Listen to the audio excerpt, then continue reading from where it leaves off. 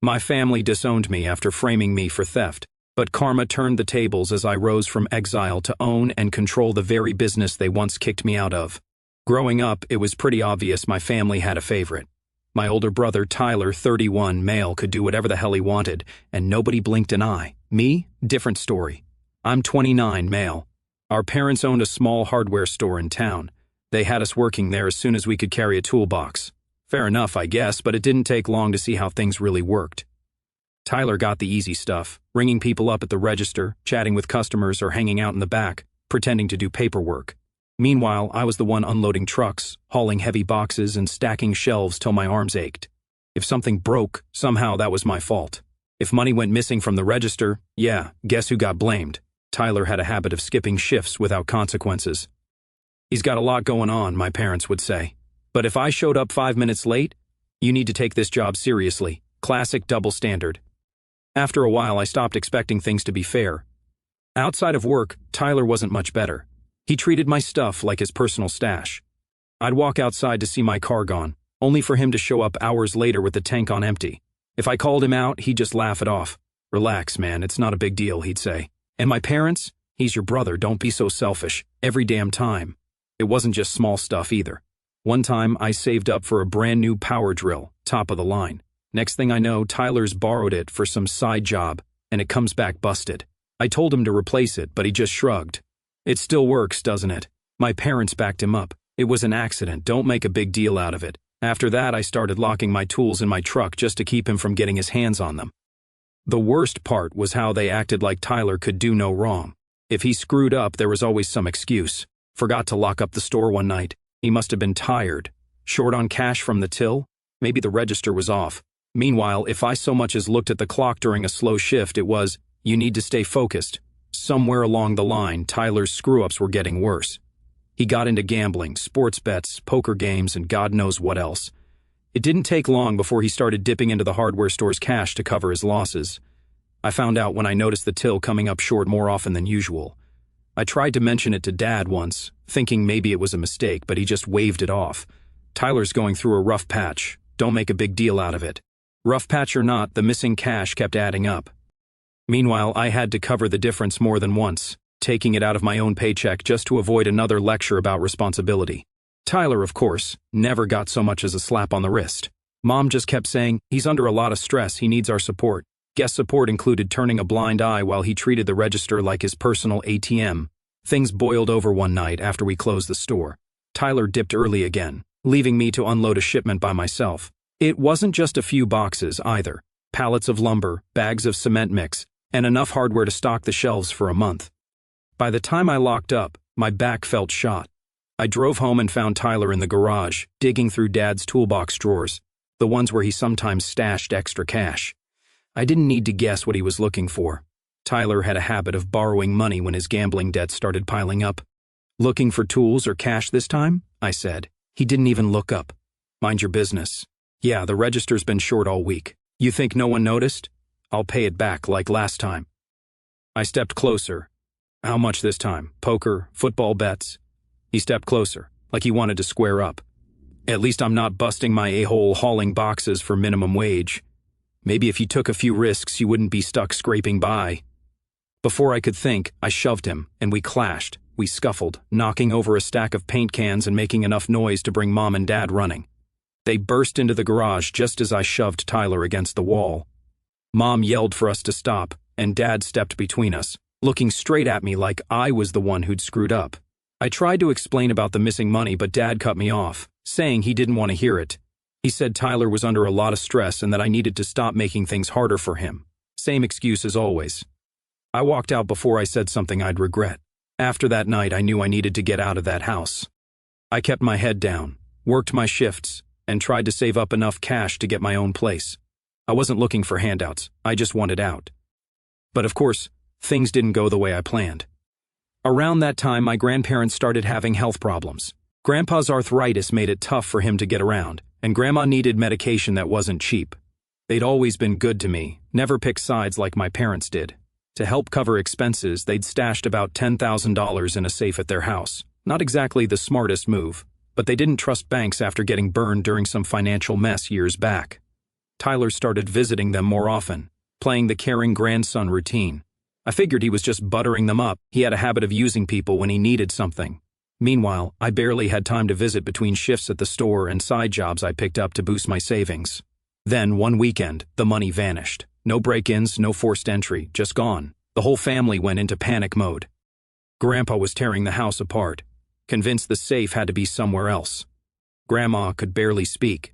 Everyone started tossing around theories, but it didn't take long before fingers started pointing. I was unloading a shipment at the store when my phone buzzed. "Get to the house now," Dad said, no explanation, and hung up. By the time I got there, the living room felt like an interrogation room. My parents sat on the couch, Grandma and Grandpa next to them, and then there was Tyler, arms crossed, like he already knew how this was going to play out. Dad didn't waste time. $10,000 is missing. Your grandparents need that money for their medical bills. Tell us what happened. "I don't know what to tell you," I said. "I didn't take anything." Mom shot me a look like I just spit on the carpet. "Tyler said he saw you near the safe last time you visited. You've been struggling with rent lately. Maybe you got desperate. Just tell the truth so we can move on." I glanced at Tyler. He just stood there with that same blank expression he always had when he knew he was about to get away with something. I told them that I wouldn't steal from Grandma and Grandpa, and that I didn't even visit that often. Dad, not believing a word of me, said, "Then prove it. Pay the money back. Until you do, don't bother coming around. They can't be serious. How do they want me to prove something I didn't even do? They really believed I did such a thing without even having any evidence. I don't have 10 grand lying around," I said. "Then figure it out," Dad shot back. Grandparents were silent. Nobody said a word. I waited, hoping someone would step up, but the silence just dragged on until Dad nodded toward the door. "Go pack your stuff," he said. I stood there for a second, half expecting someone to stop me. Nobody did. I turned and walked out to my car. By the time I got home, they'd already tossed my stuff into the trunk, bags of clothes, a few tools, and whatever else they thought was mine. Tyler showed up just as I was about to drive off. He stood on the porch, watching like he was waiting to see me crack. For a second, I thought about calling him out, telling everyone what kind of guy he really was, but what was the point? They'd already made up their minds. Tyler pointed fingers at me. Everyone believed him. That was enough for me to understand there was no place for me here anymore. I drove off without looking back. The next few weeks were rough. Getting kicked out wasn't some dramatic, life-changing moment. It was more like getting shoved into a pit and realizing no one was coming to pull you out. The apartment I moved into wasn't much. Bare walls, secondhand furniture, and a fridge that sounded like it was on its last legs. Rent ate up most of my paycheck from the construction job I'd picked up after leaving the store. I didn't have much left after bills, so dinner was usually instant noodles or whatever was on sale at the grocery store. The hardest part wasn't the work, though, it was the silence. My parents didn't just cut me off. They made sure everyone else did too. Calls went straight to voicemail, texts got ignored, and the invites to family gatherings stopped coming. Even friends I'd known for years started pulling away, like they didn't want to get caught in the middle. I stopped reaching out after a while. If they didn't want me around, I wasn't going to beg for their attention. If they thought I couldn't make it without them, they were about to find out how wrong they were. I picked up extra shifts wherever I could, fixing decks, patching roofs, remodeling kitchens. The more jobs I took, the more I learned. Carpentry, plumbing, electrical work. I soaked up every bit of knowledge I could get my hands on, YouTube tutorials, construction manuals, watching the older guys on site, whatever it took. The pay wasn't great, but it kept me moving. Every busted knuckle and sleepless night felt like a step toward a debt I owed myself, and I was determined to pay it off. Nights were the worst. After working all day, I'd come home too tired to do much besides collapse on the couch. I kept grinding, every extra shift, every side gig, every dollar saved. It all added up, little by little. Jeremy, my cousin, was the only one from the family who stuck around. He never bought the whole thief story, probably because he knew what kind of guy Tyler really was. Jeremy worked construction too, so he helped me land a few bigger jobs when I needed an extra set of hands. On weekends, he was the first one to show up. Having someone in my corner helped, but I wasn't leaning on anyone. Every dollar I made went straight back into upgrading my tools and truck. No flashy spending, no wasted cash. It wasn't long before I had to make a choice, stick with my construction crew job or go all in on my own thing. I walked into the site office, handed in my notice, and drove home, knowing there was no backup plan, no steady paycheck, just me and whatever jobs I could land. But that was the point. No safety net, no excuses. Going solo wasn't easy. Roofing in the summer heat, crawling under houses to fix busted pipes, hauling drywall until my shoulders ached. None of it was fun, but I didn't care. Every job meant more cash, more skills, and more clients spreading my name around town. There was this one job that stuck with me, the one that really got things rolling. This guy hired me to build a custom deck on his lake house. The job had to be perfect. No shortcuts, no mistakes. I spent 2 weeks measuring, cutting, and building, working late into the evening with only a flashlight when the sun went down. By the time I finished, my hands were raw, and I was running on fumes, but the guy was impressed enough to start recommending me to his clients. Turns out, he was a real estate investor with properties all over the county. Suddenly, I wasn't just fixing decks, I was remodeling rental properties, flipping houses, and handling renovation contracts that paid more in 1 month than I used to make in 3. Real estate investors started calling, and that's when things really took off. With more jobs coming in, I needed help. I hired a couple of guys I trusted. No slackers, no complainers. We tackled everything from bathroom remodels to full-scale renovations. I made sure we did every job right the first time. No cutting corners. No rushing to finish early. Reputation mattered more than price, and I wasn't about to screw that up. The money started rolling in faster than I could spend it. The first thing I did was upgrade my truck. Nothing flashy, just a solid workhorse with enough space for tools and materials. I bought better equipment, too. Table saws, power drills, everything I needed to handle bigger jobs. I even picked up a trailer to haul lumber and debris, saving me time and money on every job. Every dollar that didn't go into tools or gas went straight into savings. No fancy dinners, no vacations, just slow, steady progress. I was too busy working to spend money anyway. 7 days a week, sun up to sundown, I was either on a job site or lining up the next gig. I didn't have much of a social life, but it wasn't my priority. Meanwhile, Tyler was still circling the drain. His gambling problem wasn't a secret anymore. Word around town was that he owed money to half the guys he used to hang out with. A few of them even showed up at the store looking for him, but my parents covered for him, same as always, convinced he'd get back on track any day now. It didn't bother me, I had bigger things to worry about. A year in, I had more work than I could handle. I started turning down small jobs just to keep up with the bigger ones. Home remodels, commercial renovations, even a few custom builds, the kind of work that paid enough to keep my crews busy for weeks at a time. I bought a second truck, hired more guys, and expanded my crew to 3 teams. I wasn't just surviving, I was thriving. 3 crews running jobs across the state, pulling 6 figures a year, and living in a house I owned outright. All built from nothing. No handouts, no shortcuts. Success didn't happen overnight.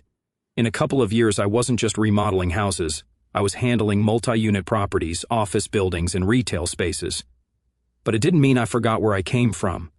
Every time I drove past my parents' store, I remembered the nights I spent unloading trucks while Tyler sat in the back, pretending to do paperwork. I remembered the look on his face when I drove away that day, the smirk, the satisfaction of knowing he'd gotten away with it. And every time I thought about slowing down, I remembered that moment and pushed even harder. With the money rolling in, I expanded fast, bought more trucks, hired more guys, carpenters, electricians, plumbers. I kept my crews lean. No slackers, no dead weight. If a guy couldn't pull his weight or started showing up late, he was gone. Simple as that. I didn't have time to babysit anyone. Every job had to be done right the first time. My cousin Jeremy stayed in the picture, helping with networking and landing clients. The guy knew everyone, property managers, real estate developers, even a few city officials. Thanks to him, I scored a contract with a developer building luxury condos downtown. That one job alone pulled in more money than my entire first year of side gigs. After a few years of running my own business, I didn't think much about my family anymore. My days were packed with renovation projects, managing crews, and chasing deadlines. I barely had time to sleep, let alone dwell on what happened. But every now and then, Jeremy would fill me in. Turns out Tyler had tried to start his own handyman business at one point, probably figuring if I could do it, so could he. But surprise, surprise, it didn't last long. Poor management, missed deadlines, and a reputation for cutting corners killed any chance he had. Clients started leaving bad reviews, word spread, and soon nobody wanted to hire him. The funny thing was, I didn't feel much of anything about it, no satisfaction, no sense of justice, just indifference. I was too focused on my own life to care. But karma has a way of showing up when you least expect it. It all came to a head one summer during a family get-together. I wasn't there, hadn't been invited to a family event in years, but Jeremy filled me in later.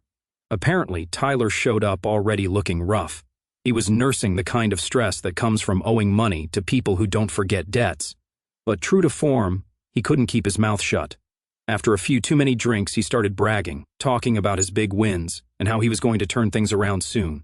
And then he slipped up. Maybe he thought no one would catch it, or maybe he was just too far gone to care, but somewhere in the middle of his rambling, he let it slip that he'd borrowed the money from Grandpa's safe to cover a gambling debt. He thought he'd win big and put it back before anyone noticed.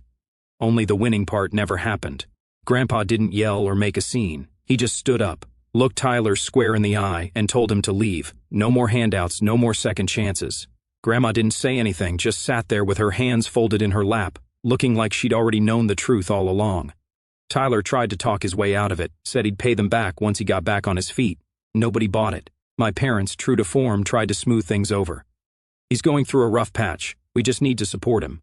He's just drunk and babbling random love. But Grandpa wasn't having it. Don't make excuses for him.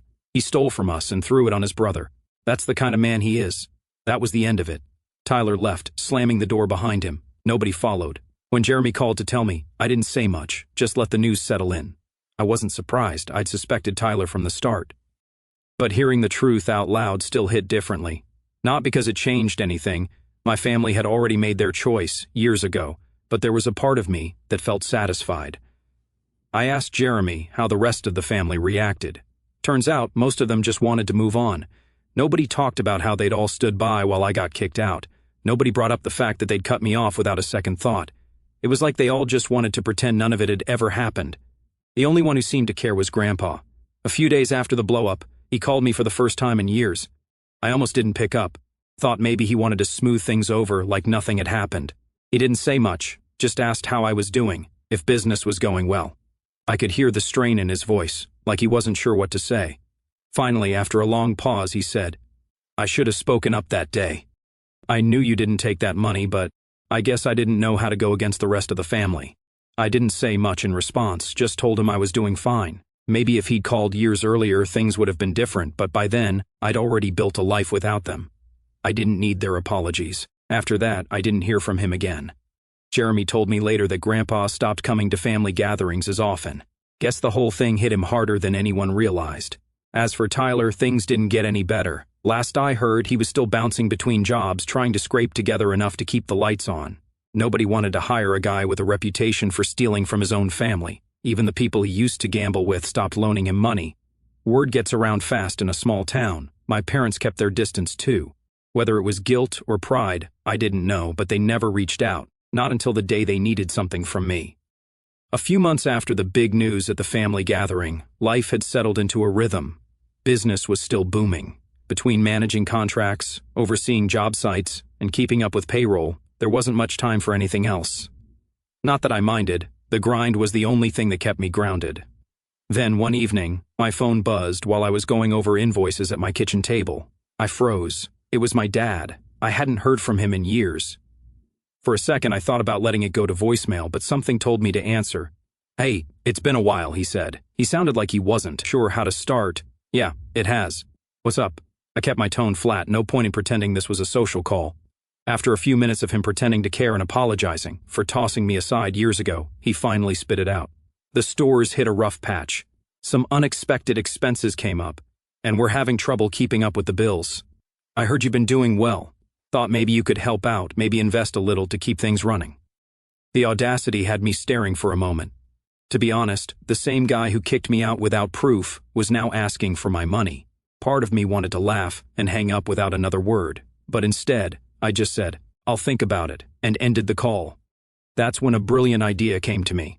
So I called them 1 week later, and we agreed to meet up. We met at a diner near the old neighborhood. Mom and Dad sat across from me, looking worn down. No apologies, no acknowledgement of the past, just awkward small talk until Dad finally got to the point. The bank's calling in our loans, he said. If we can't come up with the money, we'll lose the store. We need an investor, someone we can trust. I let the silence stretch out, just long enough to make them squirm. Then I laid out my terms. I'd pay off the debts, but I wanted 51% ownership. Majority control, full authority to hire, fire, and make any decisions I saw fit, no exceptions. They were stunned at first. Of course, they expected me to help under no conditions and just throw my money at them. They wanted to argue, but I cut them off before they could start. Take it or leave it. That's the only way I'd accept helping you. But if you leave it, the store's done." For a moment, neither of them said anything. I could see the struggle in their eyes, the ego clashing with the reality of their situation. But ego doesn't pay the bills. After a long pause, Dad nodded. "All right," he said. "They signed the papers right there in the diner. Just like that, I became the owner of the business they once kicked me out of. Taking control of the store didn't feel like some big victory at first. It was just another job, another challenge to tackle. But as the weeks went by, the reality of it started to sink in. I wasn't just running the place, I owned it. The same building where I used to haul boxes and mop floors was now mine. Every decision, every paycheck, every dollar of profit, it all came through me. The first thing I did was go through the books. The place was a mess. Missed payments, bad inventory orders, and deals that should have never been signed. I spent the next week tearing through every account, cutting unnecessary expenses, and locking down the budget. No more freebies for family, no more favors that cut into profits. Then I moved to cleaning house. Tyler had to go first, but there were still a few employees who'd gotten too comfortable slacking off. They clocked in late, took long breaks, and acted like they were doing me a favor just by showing up. I gave them a week to shape up. Most of them didn't, so they were gone. No warnings, no second chances. I needed people who understood that this wasn't the same store it used to be. Once the staffing issues were sorted, I turned my focus to the finances. The books were worse than I expected. Overdue bills, bad supplier contracts, and enough wasted inventory to fill a warehouse. I spent hours going through every account, cutting unnecessary expenses, and renegotiating deals with suppliers. Some of them tried to push back, thinking they could take advantage of the new owner, but I made it clear that those days were over. Either they gave me better terms, or I'd take my business elsewhere. Most of them caved. The ones who didn't got replaced. With the finances under control, I tackled the inventory. Half the shelves were stocked with items that nobody bought.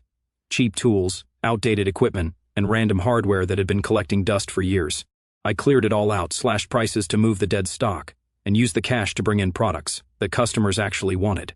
I added new lines of power tools, high-quality building materials, and specialty items that contractors couldn't get anywhere else in town. As for Tyler, it was time to give him what he deserved. He was the first to go. I didn't waste time. I walked into his office Monday morning and dropped the termination letter on his desk. "Your last paycheck. You're done here. You can't do this," he shouted. I cut him off. "Yes, I can, and I just did." Security walked him out while the staff watched. Nobody defended him. Nobody even looked surprised. With Tyler gone, I turned my focus to the rest of the business. Sales picked up almost immediately. Contractors started coming in more often because they knew we had what they needed, and homeowners appreciated the better selection and cleaner store. I made sure the place looked professional, organized shelves, clear signage, and a checkout process that didn't take half an hour. I even invested in a new point-of-sale system to speed things up and keep better track of inventory. Within 6 months, the store was back in the black. Sales were up, expenses were down, and profits were up by nearly 20%. By the end of the year, the store was pulling in more revenue than it had in the last 5 years combined. Suppliers started offering me better deals, and local contractors began recommending us to their crews. Word spread fast that the store was under new management and that, this time, things were done right. And my parents? They stayed on as employees. No special treatment, no extra perks. They clocked in and out like everyone else. If they didn't like it, they knew where the door was. I made it clear from day one this wasn't a family favor, this was a business. For the first time in years, I didn't feel anger or resentment, just a sense of closure. I'd built my success without them, and now, every time they walked into that store, they'd know exactly who they answered to. Meanwhile, Tyler's downward spiral didn't slow down. No job, no money, and no more handouts from Mom and Dad. Last I heard, he was working part-time at a warehouse across town, barely scraping by. Nobody wanted to hire a guy with his reputation. Not after the gambling debts, missed shifts, and burned bridges. Even the people he used to hang out with had stopped returning his calls. He'd used up all his favors and then some. Well, I couldn't say I felt bad. Mom and Dad never said much about him, but I could tell it weighed on them. They never asked me to help Tyler, though. Not after everything that had happened. Maybe they knew better. It didn't matter. Tyler had made his choices, and now he was living with the consequences. I wasn't about to waste my time trying to save someone who once tried to ruin my life. As for the rest of the family, most of them kept their distance. A few relatives started showing up at the store again once they heard I was running it, but the conversations were always short and awkward. Nobody brought up what had happened with the money, and nobody apologized for turning their backs on me. It was like they all wanted to pretend it had never happened. Fine by me, I wasn't interested in rehashing the past. But Grandpa was different. He stopped by one afternoon, unannounced. I was in the middle of unloading a shipment when I saw him standing near the entrance. For a second, I thought about pretending I hadn't seen him, but he came over. He stood there in awkward silence for a moment. Finally, he cleared his throat. "Place looks good," he said. "Thanks," I replied. Then he continued, "I should have spoken up that day. I knew you didn't take that money, but, well, I think I didn't have the courage to stand against the crowd." I just nodded. Save it. I'm doing good after all. Maybe if he'd said those words years ago, things would have been different. But standing there, surrounded by the business I'd built, with my own 2 hands, I realized I didn't need his apology. I'd already proven everything I needed to prove. After a few more minutes of small talk, he left. I never saw him again after that. Jeremy told me later that Grandpa had stopped going to family gatherings and kept to himself for the most part. Maybe the guilt was too much, or maybe he just got tired of the drama. Either way, I didn't care. By the time the next year rolled around, the store was running like a well-oiled machine. Profits were steady, and the customers knew they could count on us. I kept building my construction business, running 3 solid crews while managing the store on the side. These days, I don't think much about the past. Life's better than ever, built on my own terms, and that feels so damn good. Edit. Wow, didn't expect this to blow up. Thanks for reading and for all the comments. I appreciate the support. To those asking, no, I haven't heard from Tyler in a while. Last I heard, he's still bouncing between jobs. As for my parents, they've learned to keep things professional at the store, but that's about it. Life's good, and I'm just focused on what's next. Thanks again, y'all.